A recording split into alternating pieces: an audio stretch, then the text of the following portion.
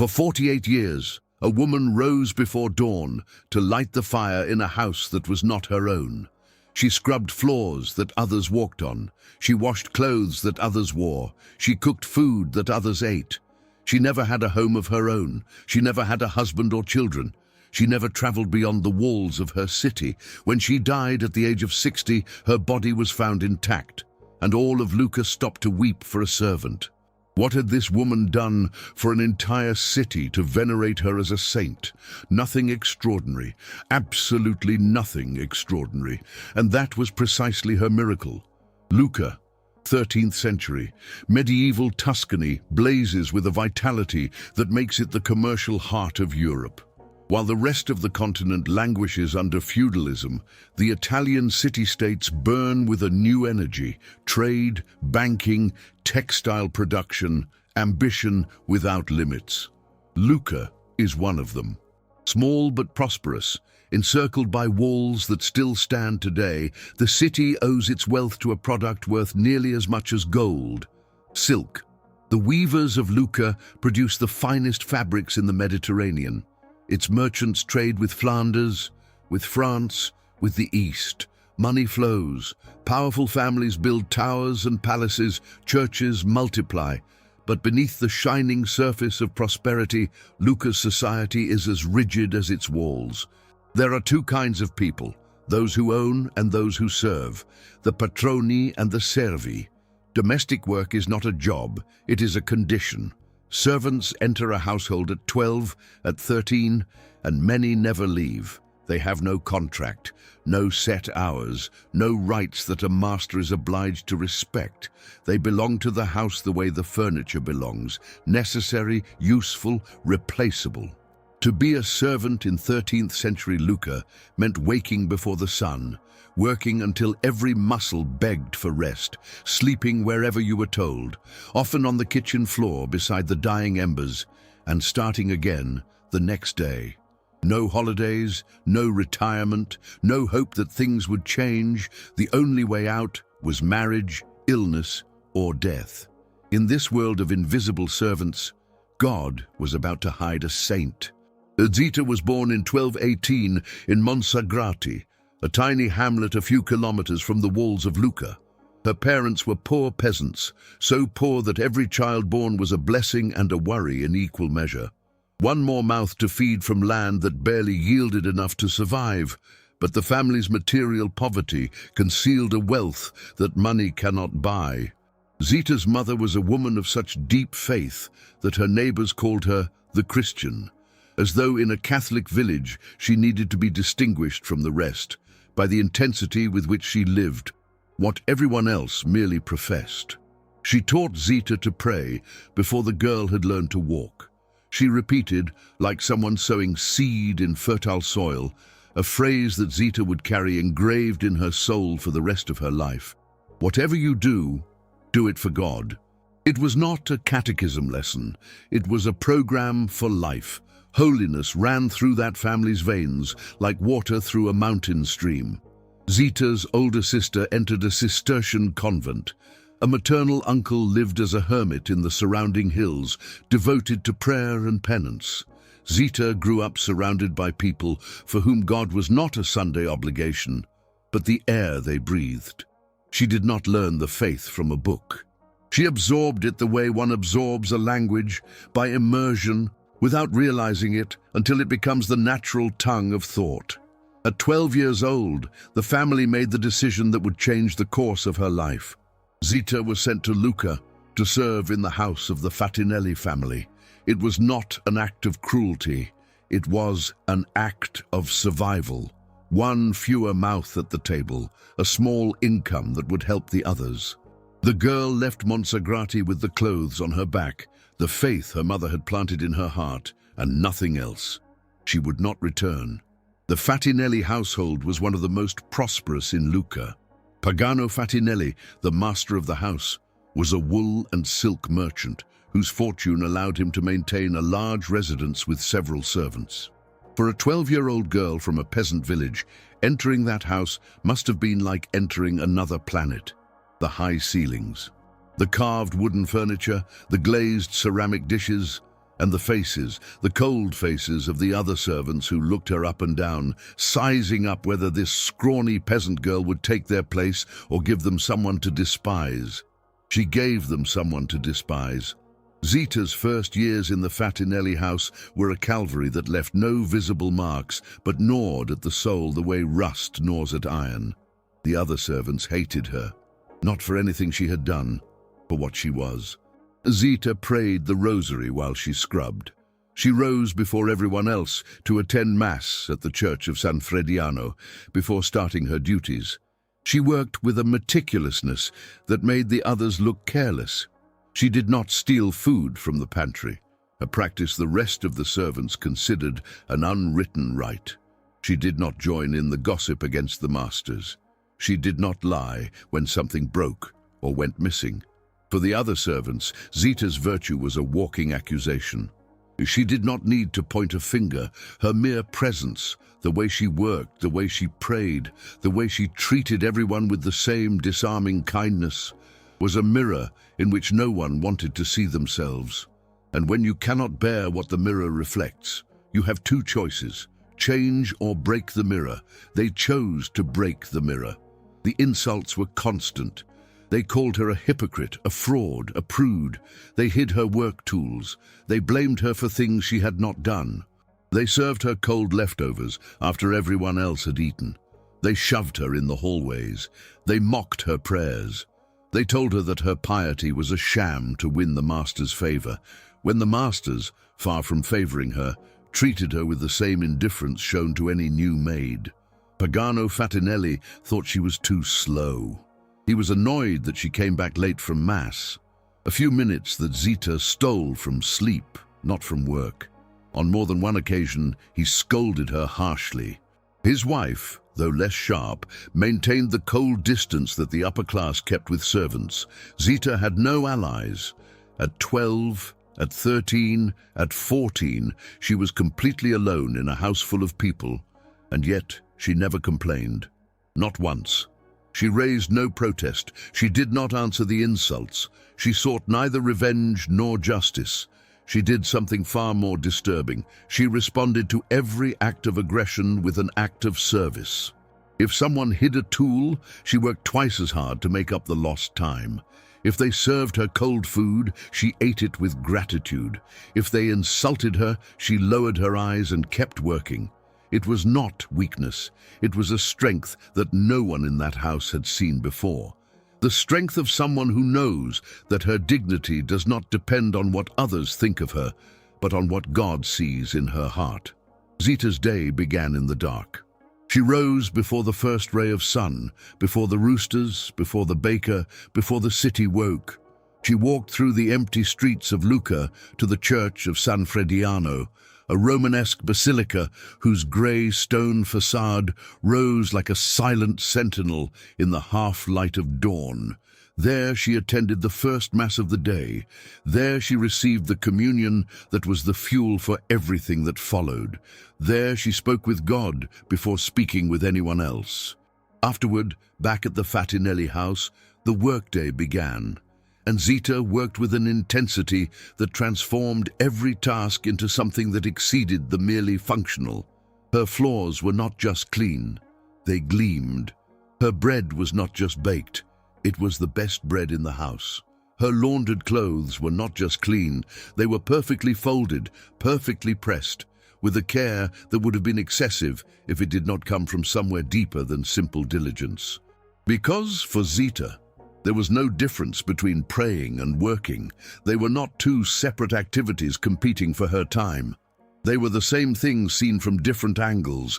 Kneading bread was prayer, sweeping the courtyard was liturgy, setting the table was serving Christ, literally, because Zita saw Christ in every person who sat down to eat, from the master to the last beggar who knocked at the door.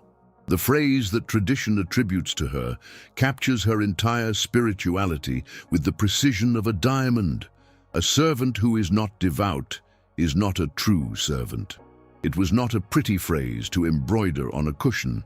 It was a declaration of principles that elevated domestic work, the most despised labor in medieval society, to the rank of sacred vocation. Zita did not serve the Fatinelli family.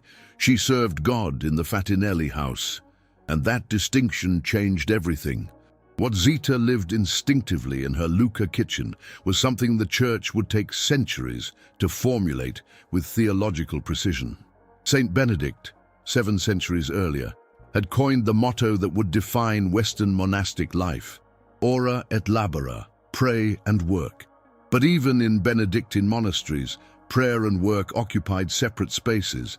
There were hours for the choir and hours for the garden, times for contemplative silence and times for manual labor. They were two activities that alternated. Zita went further. She did not alternate, she fused. In her hands, the rosary and the rolling pin were the same instrument. Prayer did not interrupt work, nor did work interrupt prayer, because for her there was no border between the two. It is an intuition with deep roots in Scripture, though Zita probably never read them. St. Paul had written to the Colossians, "Whatever you do, work at it with all your heart, as for the Lord and not for men." He did not say, "Whatever you pray." He did not say, "Whatever you preach." He said, "Whatever." The Greek word is pan. Everything, without exception, without hierarchy, without distinguishing between the sacred and the profane. Scrubbing a floor can be as pleasing to God as composing a hymn, if it is done with the same love. Washing another's clothes can be as meritorious as washing a pilgrim's feet, if the hands that wash do so as though they were touching Christ himself. Zita did not know the letter to the Colossians, but she lived it with a literalness that would have astonished Paul himself. Centuries after her death, a Spanish priest named José María Escrivá would build an entire work on the same intuition that Zita had lived without name or doctrine. Sanctify your work, sanctify yourself through your work, sanctify others through your work. When Escrivá preached this in 20th century Madrid, Catholic intellectuals looked at him with skepticism. How can an engineer be a saint, a lawyer, a housewife? Zita would have smiled at the question. She had known since she was 12. She knew because her mother had taught her before she could walk, whatever you do, do it for God. No further theology was needed, no further doctrine than a pair of hands that work and a heart that prays while working. Zita's silent greatness lies in this. She proved, with 48 years of irrefutable evidence, that holiness requires no special conditions. It requires no cloister, no religious habit, no monastic rule, no theological training, not even free time to pray. Holiness can happen, and in fact happens more often than we think, among the pots and pans of a kitchen, in the steam rising from a pot, in the repetitive rhythm of a broom sweeping the same courtyard every morning for 30 years. Not because domestic work is inherently sacred, but because any work becomes sacred when done with love. And Zita's love was so absolute that everything she touched was transfigured. Zita's charity was a scandal that could not remain hidden forever. Everything she received, her share of the food, the occasional coin, the old clothes the masters discarded, went straight into the hands of the poor of Lucca. Zita ate the minimum to sustain herself. She dressed with an austerity that bordered on destitution. She sometimes slept on the kitchen floor to give her pallet to a beggar she had smuggled into the house without the Fatinelli family knowing. Tradition holds that on the bitterest winter nights, when the Tuscan cold could kill those who slept in the open, Zita went out to find the poor and brought them secretly to the only place she could shelter them, a corner of the kitchen, beside the fire she herself stoked. It was not theoretical charity, it was body-to-body charity. She visited the sick in their homes. She cared for the dying when their families could not or would not. She washed the wounds of lepers, the untouchables of medieval society, with the same hands that later prepared supper for the Fatinelli family. She gave the bread that was her due to whoever was hungrier. And when she had no bread of her own, she took from the pantry. This is where the story becomes dangerous. Because taking from the pantry without permission, however noble the motive, was theft. and a servant caught stealing could be dismissed, imprisoned, or worse. Pagano Fatinelli grew suspicious. The accounts did not add up. Bread was disappearing. Food was vanishing. The other servants, eager to bring her down, pointed to Zita as the culprit. The master decided to catch her. He intercepted her one morning at the door. Zita's apron was bulging. It was obvious she was hiding something. Fatinelli blocked her path with the authority of a man who pays wages and demands an accounting. He ordered her to open her apron. Zita obeyed, and what fell from the cloth was not bread. It was flowers, fresh roses, fragrant, impossible, in the dead of winter, when there was not a single bloom in all of Lucca. They tumbled to the ground as though heaven itself had scattered them. Fatinelli looked at the flowers. He looked at Zita. He looked at the flowers again, and he could not speak. Tradition does not record what the master said. Perhaps he said nothing. Perhaps there was nothing to say. Zita gathered the flowers with the calm of someone accustomed to God intervening in the details of her daily life, and continued on her way to the poor who were waiting for her. But it was not the only miracle. On another occasion, Zita lost herself in one of her long morning prayers and completely forgot to make the bread the entire household expected for breakfast. When she realized the hour, she ran to the kitchen with her heart in her throat, certain that a terrible scolding awaited her. What she found stopped her in her tracks. The loaves were done, perfectly kneaded, perfectly baked, golden and warm, lined up on the table as though invisible hands, and tradition says they were, had prepared them while she prayed. And there was a winter night when Zita's charity nearly cost her position. A beggar shivered with cold at the door of the house. Zita looked around for something to cover him. She had nothing. All she saw was the master's fur cloak hanging by the door. She took it. She draped it over the beggar's shoulders, and she let him go. When Fatinelli discovered the loss, his fury was monumental. A fur cloak was a luxury garment that cost a fortune. Zita did not deny what she had done. She did not make excuses. She simply waited. And when the beggar returned the next day, no one knows why, no one knows how, he brought back the cloak. But the cloak carried something Fatinelli could never explain, a glow, a faint radiance that did not belong to the fabric, but to something beyond it. Tradition holds that from that day forward, the doorway where Zita had handed over the cloak was called by the people of Lucca the Angel's Door. In every miracle, the same pattern. Zita risks everything for charity. Heaven covers the bet, and the master is left without arguments. The change did not happen all at once. It was slow, gradual, almost imperceptible, like the light of dawn, which does not arrive with a flash, but with a slow brightening that transforms the darkness without your being able to pinpoint the exact moment when night ended. Pagano Fatinelli began to look at his servant with different eyes. Not because the miracles had impressed him, though they had, but because the years had shown him something that no miracle could produce, the absolute coherence of a life lived without cracks. Zita at 12 was the same as Zita at 20, the same at 30, the same at 40. There were no contradictions, no bad days when the mask slipped and another person appeared underneath. What you saw was what there was. And what there was a woman who loved God with every gesture and loved her neighbor with every hour of her life. Over time, the lady of the house, Fatinelli's wife, began to trust Zita not only with domestic tasks, but with responsibilities that far exceeded the duties of a maid. The management of the pantry, the distribution of the family's alms, the care of the children. Little by little, Zita went from being just another servant to being the invisible axis around which the entire household turned. And something even more surprising, the other servants, the ones who had persecuted, insulted, and humiliated her for years, began to change. Not all of them, not all at once, but one by one they were worn down by the evidence of a goodness they could neither deny nor destroy. Some began to imitate her.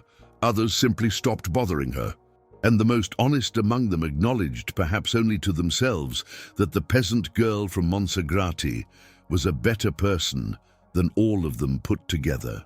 Zita did not change the household with speeches. She changed it with presence, with 30 years of unshakable faithfulness that wore down the resistance of the hardest hearts, the way water wears down stone. The decades accumulated like coats of varnish on a piece of fine wood. Zita at 30, Zita at 40, Zita at 50. Always the same routine, always the same church before dawn, always the same apron, always the same hands, now weathered, cracked, hardened by 4 decades of labor, kneading bread, scrubbing floors, washing clothes. But her reputation in Lucca had grown beyond the walls of the Fatinelli house. The poor knew her as a living saint, the woman who never said no, who always had something to give, who looked them in the eye when the rest of the world looked away.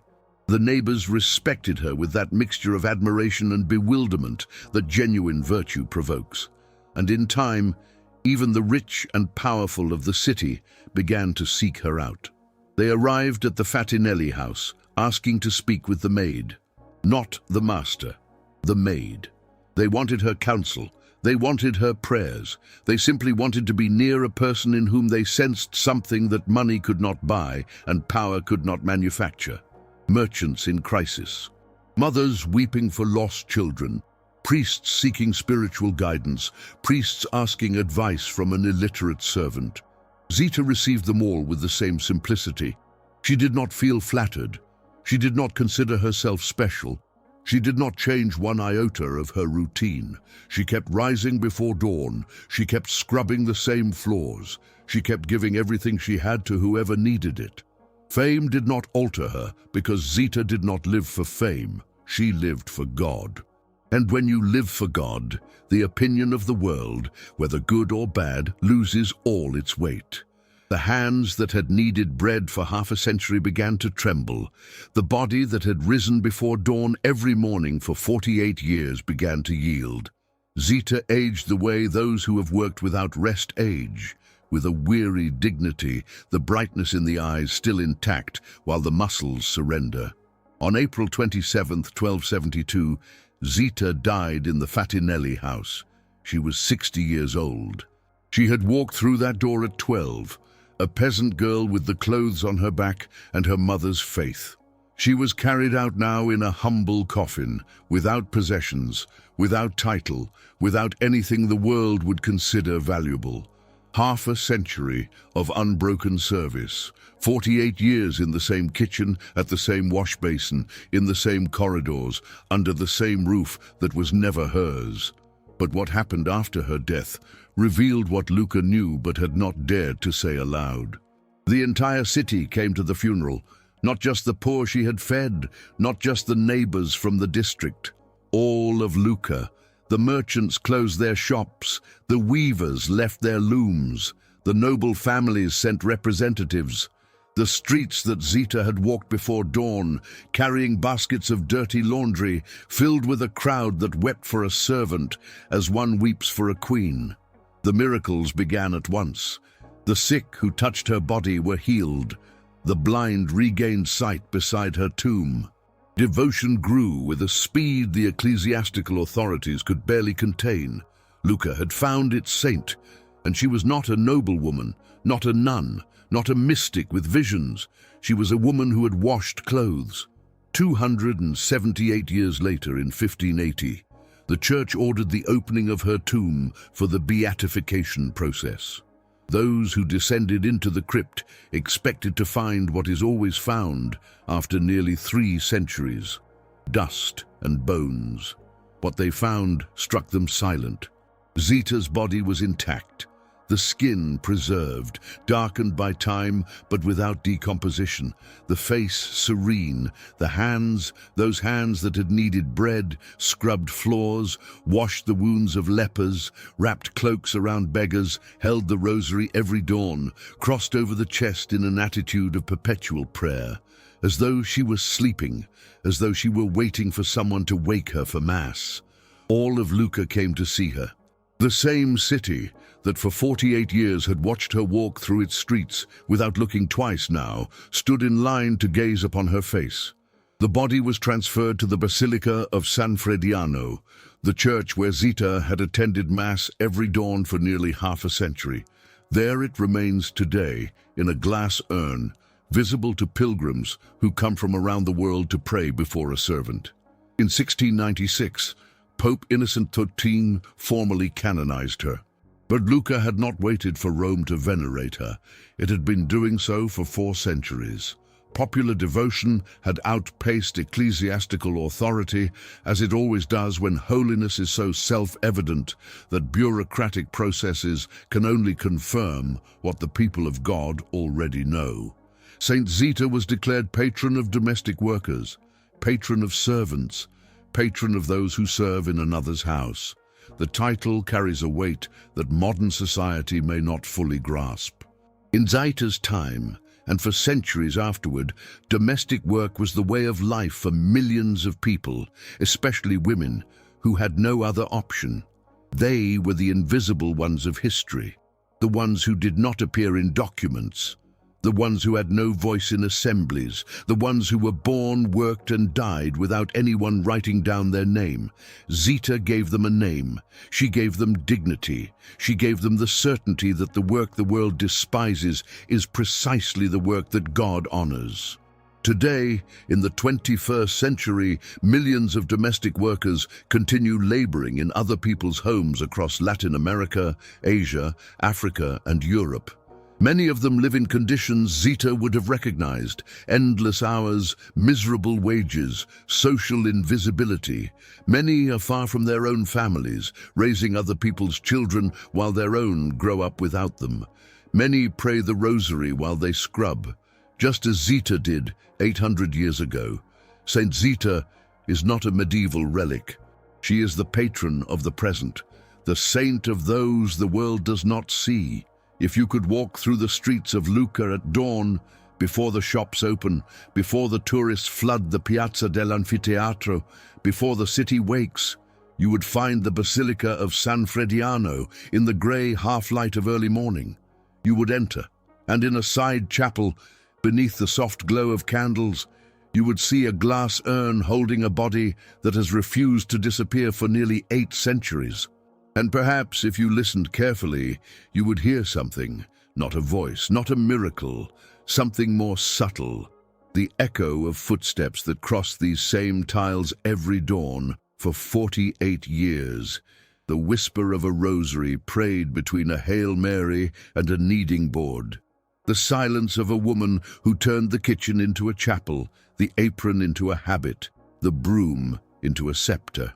Zita teaches us the most uncomfortable and most liberating truth there is, that holiness needs no stage, no audience, no heroic acts, no supernatural phenomena, no applauding crowds. Holiness needs one thing only: faithfulness. Faithfulness to the small duty, the invisible gesture, the work no one thanks you for, the love no one sees. Faithfulness every morning, every day, every year, for 48 years if need be, until an entire life becomes a prayer that needs no words because it is made of hands, of sweat, and of silence. The floor you sweep can be as holy as the altar you kiss. The table you set can be as sacred as the chalice you raise, and a servant who loves can be greater before God than all the kings who ever sat upon a throne. Saint Zita, Virgin, servant of God, patron of those who work in another's house, pray for us. Pray for the tired hands that scrub and cook and wash without rest.